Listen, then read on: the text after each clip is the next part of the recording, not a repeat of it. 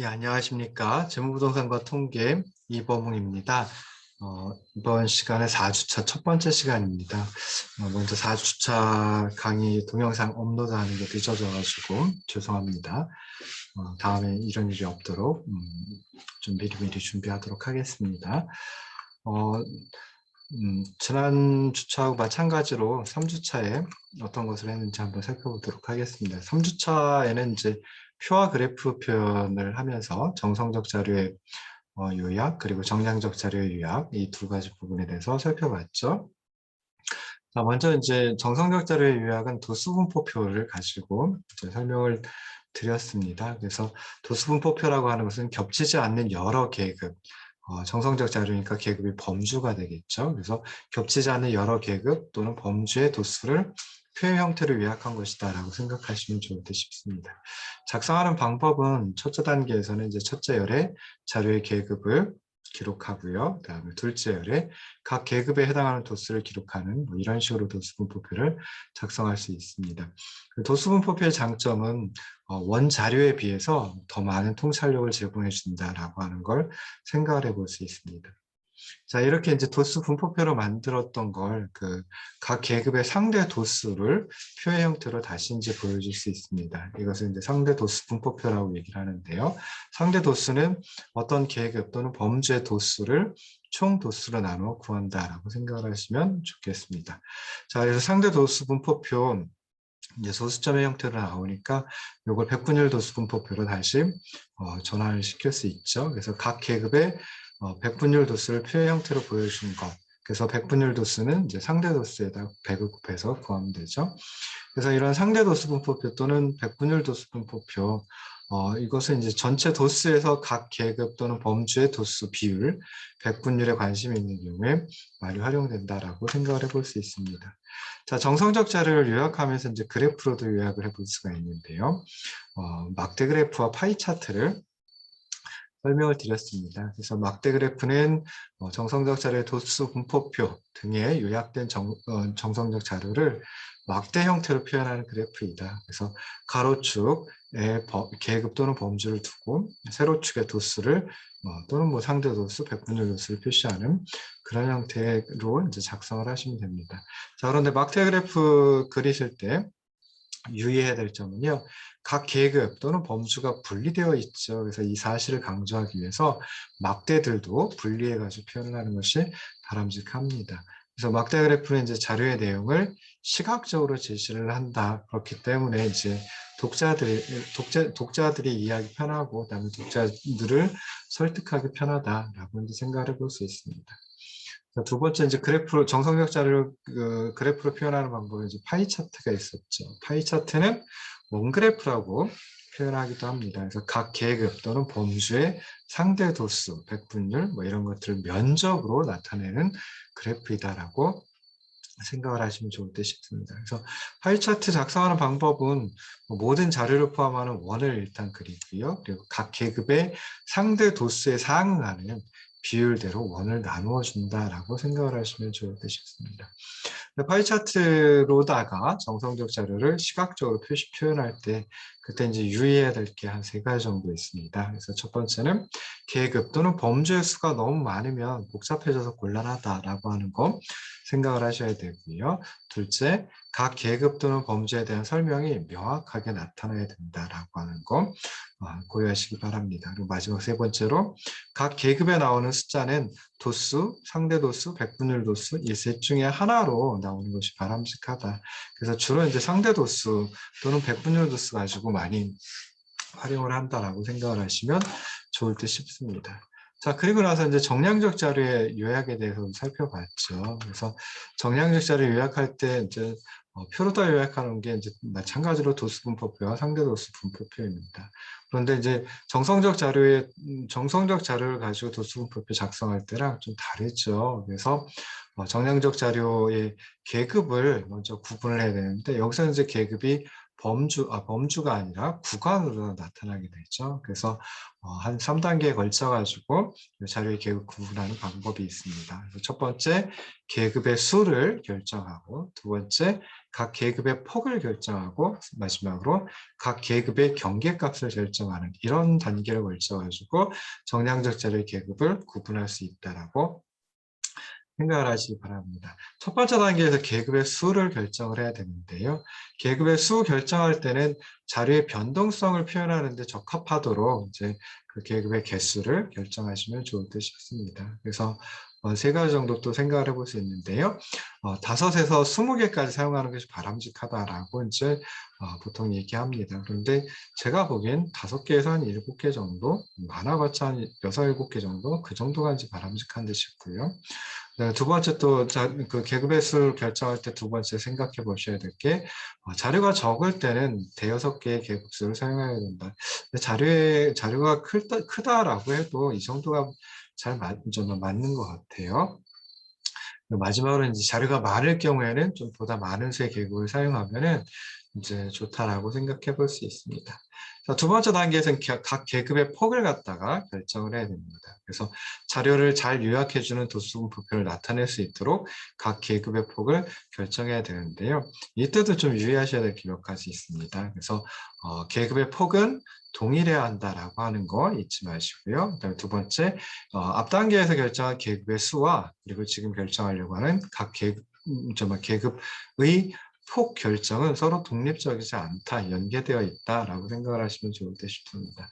그리고 계급의 폭을 결정하는 구체적인 방법은 최대값과 최소값의 차이, 이걸 범위라고 하는데요. 그 범위를 첫 번째 단계에서 결정한 계급의 수로 나누어서 구한다. 이렇게 됐을 때 뭐 소수점으로 나온다든지 할 수도 있거든요. 그럴 때는 이제 좀 적당하게 소수점을 없애면서 이제 계급의 폭을 결정한다든지 하는 방법 생각하시면 좋을 듯 싶습니다. 그래서 작성자의 선호에 따라서 좀 더 편리한 값으로 고쳐서 사용을 하면 좋을 듯 싶습니다. 자, 마지막 단계가 각 계급의 경계값을 결정하는 겁니다. 그래서 하한과 상한을 결정을 해야 되는데요. 각 관측치가 오직 하나의 계급에 속할 수 있도록 계급의 경계값을 결정해야 되고요. 그다음에 계급의 하한은 자료를 좀 쉽게 이해할 수 있도록 5 또는 10의 배수를 사용하는 것이 바람직하다라고 생각을 해볼 수 있습니다. 자, 그리고 나서 도수분포표 작성하는 건 이제 뭐 마찬가지죠. 그래서 계급의 수, 계급의 폭, 계급의 경계값이 결정되면은 각 계급에 속하는 관측치의 수를 산정해가지고 이제 도수분포표를 작성하면 좋을 듯 싶습니다. 자, 그러면 이렇게 정량적 자료를 도수분포표로 요약한다라고 했을 때 그때 좋은 점, 장점은 원시 자료, 원자료 같으면은 정리되어 있지 않은 형태인데요. 이렇게 정량적 자료를 도수분포표 작성을 하시면 좀 직관을 저는 직관을 얻을 수 있다. 그러니까 좀 뭔가 좀 쉽게 통찰을 해볼 수 있다. 뭐 그런 점을 생각해 볼 수 있죠. 정량적 자료도 이제 도수분포표 만드시고 난 다음에 상대 도수분포표도 정성적 자료 만들 때랑 마찬가지로 만들 수 있습니다. 자, 그 다음에 이 정량적 자료를 갖다가 그래프를 표현하는 거 주로 히스토그램이라고 하는 걸로 표현을 하는데요. 히스토그램은 막대 그래프하고 상당히 유사한 형태입니다. 그렇긴 하지만 정량적 자료, 좀 연속적인 자료를 활용한다라고 하면은 그때는 인접한 막대가 서로 붙어 있는 형태로 이제 하면 좋을 듯 싶습니다. 뭐 연속적인 자료 같으면 그렇지만 이산적인 정량적 자료다라고 하면 그때는 이제 막대 그래프 형태로 표현해 볼 수도 있겠죠. 자, 히스토그램을 작성하는 방법, 뭐 막대 그래프 작성하는 거하고 마찬가지입니다. 그래서 가로축에 계급의 범위 또는 그 변수를 갖다가 기록을 하고요. 그 다음에 세로축에는 도수 또는 뭐 상대 도수, 백분율 도수 뭐 이런 것들을 표시하는 이 방법을 통해서 히스토그램을 작성을 할 수 있습니다. 히스토그램을 작성한다라고 하면은 그 히스토그램 가지고 분포의 형태에 관한 정보를 알 수가 있습니다. 그래서 뭐 왼쪽 꼬리 분포라든지 오른쪽 꼬리 분포 또는 대칭적인 분포 뭐 이런 세 가지 형태 중에 어떤 형태를 그 자료가 그 자료의 분포가 어떤 형태를 취하고 있는지 쉽게 찾아볼 수 있다라는 거죠. 그래서 이런 거 이제 생각해 볼 수 있고요. 자, 그 다음에 이제 누적 도수 분포표 같은 걸 또, 누적 도수 분포 같은 걸 또 만들 수가 있습니다. 그래서 각 계급과 같거나 그것보다 더 적은 계급의 도수를 함께 보여주는 분포이다라고 생각해 볼 수 있고요. 이런 누적 도수를 또 누적 상대 도수로 나눠 바꿔서 생각해 볼 수도 있죠. 그리고 누적 백분율 도수로 또 전환해 가지고 또 살펴볼 수도 있습니다. 그리고 이걸 이제 평면에다 그래프로 옮겨 넣을 수도 있죠. 그래서 그놈을 누적 도수 분포 곡선이라고 얘기를 하고요.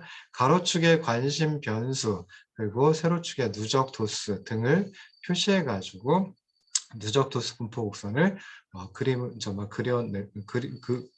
그려 보일 수가 있습니다. 그래서 이런 식으로 해가지고 지난 시간에 했던 거 이제 좀 짧게 요약을 해봤습니다.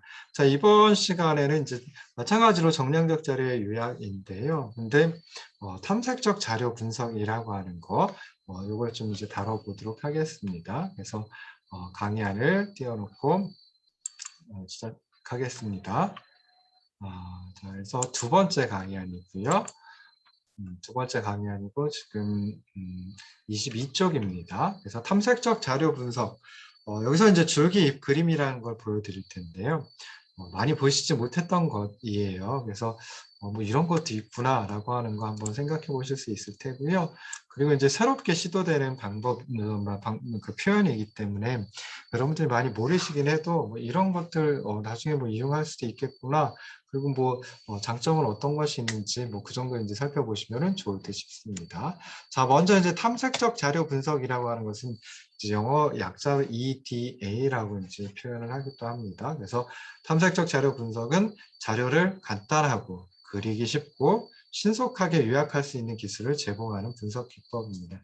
대표적인 그 탐색적 자료 분석 기법으로는 이제 지금 소개해드린 줄기 그림이라고 하는 게 있고요. 그리고 나중에 이제 소개해드릴 박스 플롯 또는 뭐 상자 수형 그림 또는 뭐 상자 그림 뭐 이런 정말 이렇게 이제 표현하기도 하는 그런 박스 플롯이 있습니다. 여기서 이제 줄기 잎 그림이라고 하는 걸 살펴볼 텐데요. 말 그대로 줄기 잎 그림이니까 줄기와 잎으로 나타내 준다라고 생각을 하시면 좋을 듯 싶습니다. 그래서 줄기 잎 그림은 이제 자료 집합의 순위, 그러니까 그 자료에 속해 있는 관측체 순서 그리고 자료의 형태, 자료의 분포 형태를 갖다가 동시에 보여주는 도표이다. 그래서 이 두 가지를 한꺼번에 생각을 해볼 수 있다는 거죠. 그래서 뭐 그냥 어떻게 보면 이제 그 도수분포표라든지 막대 그래프 또는 뭐 히스토그램 이런 것들은 이제 원래의 자료를 보여주지 않거든요. 그런데 줄기잎 그림은 원 자료를 순서대로 보여주고요. 그리고 이제 그 자료의 분포 형태까지도 한꺼번에 보여줄 수 있다. 그래서 히스토그램이라든지 또는 도수분포표의 장점들을 모아놓은 것이다. 뭐 이렇게 이제 또 생각을 해볼 수도 있습니다.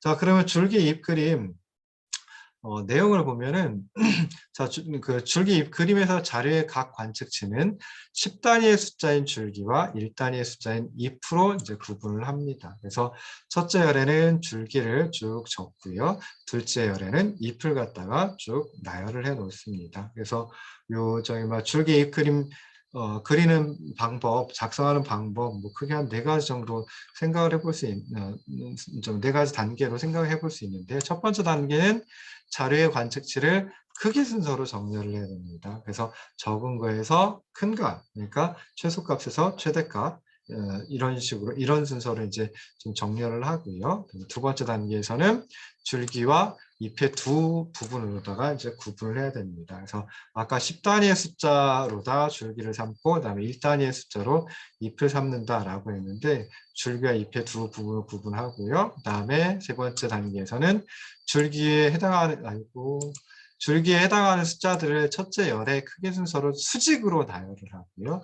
그 다음에 네 번째 단계에서는 잎에 해당하는 숫자들을 둘째 열의 크기 순서로 쭉 나열을 한다라고 생각을 하시면 좋을 듯 싶습니다. 자, 예를 들어가지고 설명을 하는 게 당연히 필요하겠죠. 그래서 뭐 예를 들어서 대우조선 해양이라고 하는 기업이 있고요.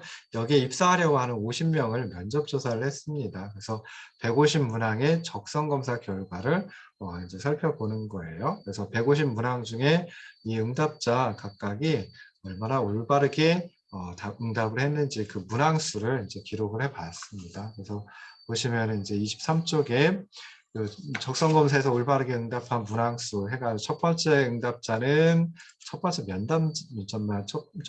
면접자가 되겠죠. 그래서 첫 번째 사람 같으면 112문항을 맞췄고요.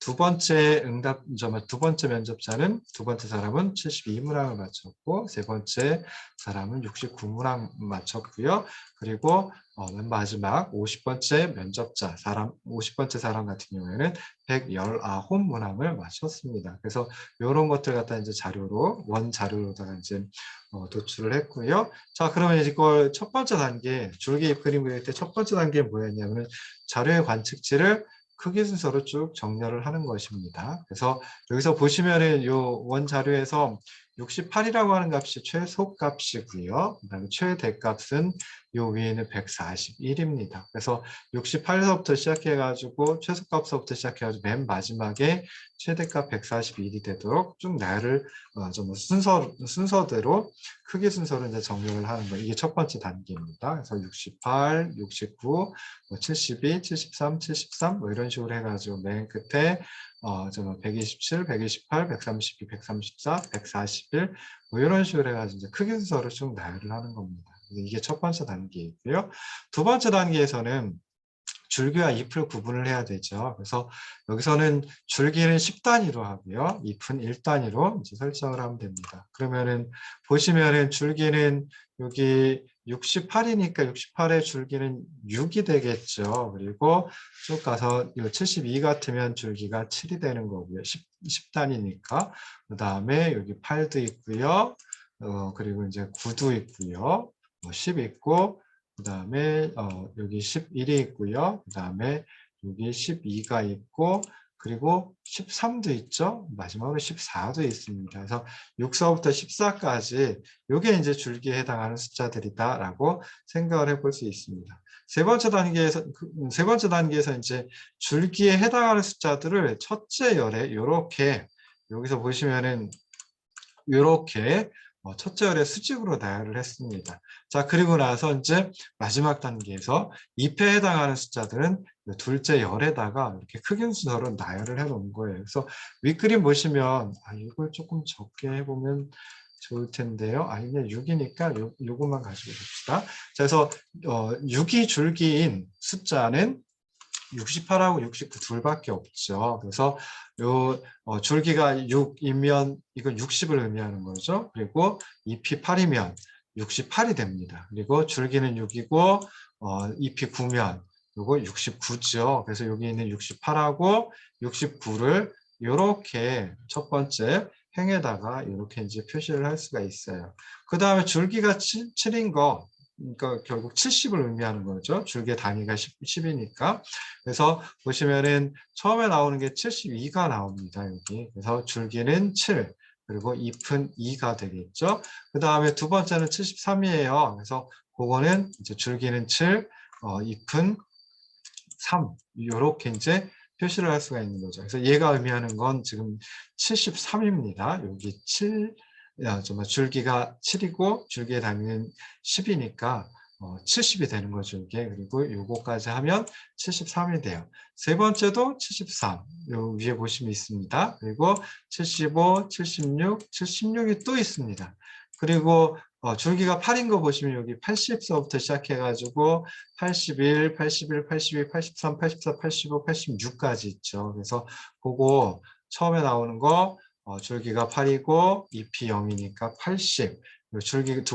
줄기가 8이고 잎이 1이니까 81. 뭐 이런 식이 되겠죠. 그래서 이렇게 해가지고 쭉 그림을 그리면 줄기 그림이 완성된다라고 생각해 볼 수 있습니다. 자, 그러면 이제 이 줄기 잎 그림을 갖다가 또 수분포표나 히스토그램하고 이제 비교를 해볼 수 있겠죠. 그래서 비교를 해보면요. 장점은 자료의 분포를 시각적으로 보여주는 장점을 갖는다 그러니까 이거는 도수분포표와 히스토그램의 장점입니다. 그래서 도수분포표나 히스토그램은 자료의 분포를 시각적으로 보여주는 장점을 가지고 있습니다. 그렇긴 하지만 이 자료를 하나의 구간으로다가 묶어버리는 거죠. 그러니까 계급을 범위로다가 계급을 구간으로다가 이제 묶어버립니다. 그러다 보니까 하나하나의 관측치, 개별 관측치가 그 도수분포표나 히스토그램에는 나타나지 않는 거죠. 사상되어 버립니다.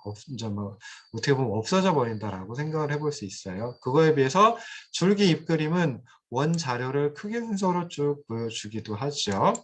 그러면서 히스토그램과 같이 자료의 분포 형태를 동시에 보여주는 장점을 가지고 있습니다. 그래서 줄기 잎그림 원자료를 크기 순서로 쭉 보여준다라고 하는 게 하나의 장점이고요. 그게 도수분포표나 히스토그램에서 원자료가 사상되어 사라져 버리는데 줄기 잎그림에서 원자료 모두 다 표현을 해준다. 그러면서 히스토그램이 보여주듯이 자료의 분포 형태를 이 줄기 잎그림에서도 보여준다라고 하는 거, 요걸 이제 장점으로 생각을 하시면 좋을 듯 싶습니다. 그래서 요거는 지금 여기다가 이렇게 이제 그 직사각형을 갖다가 그러니까 막대를 갖다가 이렇게 그렸어요.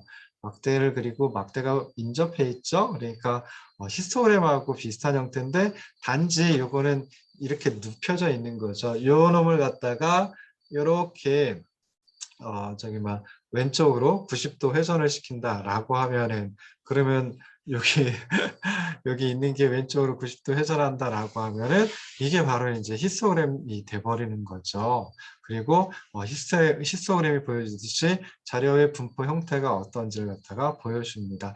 얘는 살짝 왼쪽으로 치우쳐져 있습니다. 아주 많이 치우쳐져 있는 건 아니고요. 살짝 왼쪽으로 치우쳐져 있으니까 살짝 오른쪽 꼬리 분포의 모양을 취한다. 이렇게 이제 그 특징을 갖다 찾아볼 수 있어요. 그래서 이런 식으로 해가지고 줄기 그림 도수분포표나 히스토그램보다 장점이 분명히 있습니다. 그렇긴 하지만 실제 실무에서 많이 활용을 하지는 않아요. 그래서 여기서 이제 원자료가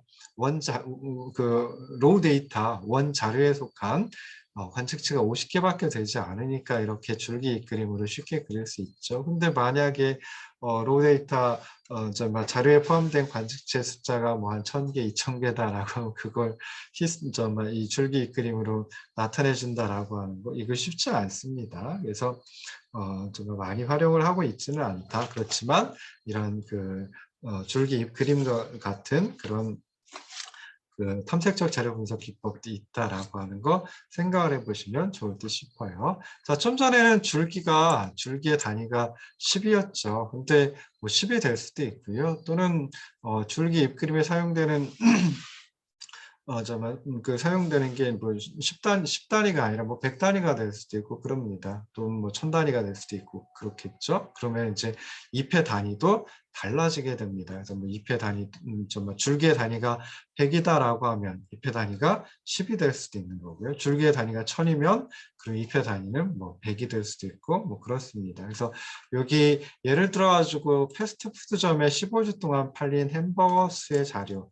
그래서 주별로 햄버거 몇 개씩이나 팔렸나. 첫 번째 주에는 1565개가 팔렸고요. 두 번째 주에는 1852개가 팔렸습니다. 그래서 이렇게 해가지고 쭉 보면은 이게 15주 동안이니까 자료에 속한 관측치의 숫자가 15개이겠지요. 그런데 1565, 1852 이런 식으로 돼 있어요. 그러니까 이걸 줄기를 갖다가 결정을 하는데 10단위로 한다 그러면 얘는 줄기가 156이 되는 거죠. 얘는 185가 되고요. 그다음에 164가 되고요. 그래서 이런 식으로 하면은 줄기가 뭐 중간에 끊어지기도 하고, 그러니까 연결되지도 않고 그럴 수도 있어요. 그래서 이럴 때는 이제 줄기의 단위를 갖다가 100단위로 하면 그러면 15가 1565 같으면 15가 줄기가 되는 거죠. 줄기의 단위가 100이니까. 그래서 15가 되는 거고요. 그 다음에 잎을 갖다 표현해야 되는데 잎을 65라고 표현을 하느냐? 그렇게 하지 않습니다. 그래서 그냥 앞에 있는 거, 그러니까 잎의 단위를 10으로 둬가지고 요거는 10을 단위로 하면 잎이 6이 되는 거고요. 얘는 줄기가 18이고 그 다음에 잎은 5가 되는 게 되죠. 그다음에 요거는 줄기가 16, 그리고 잎은 4가 됩니다. 그래서 이런 식으로 해가지고 줄기 잎 그림을 그릴 수 있습니다.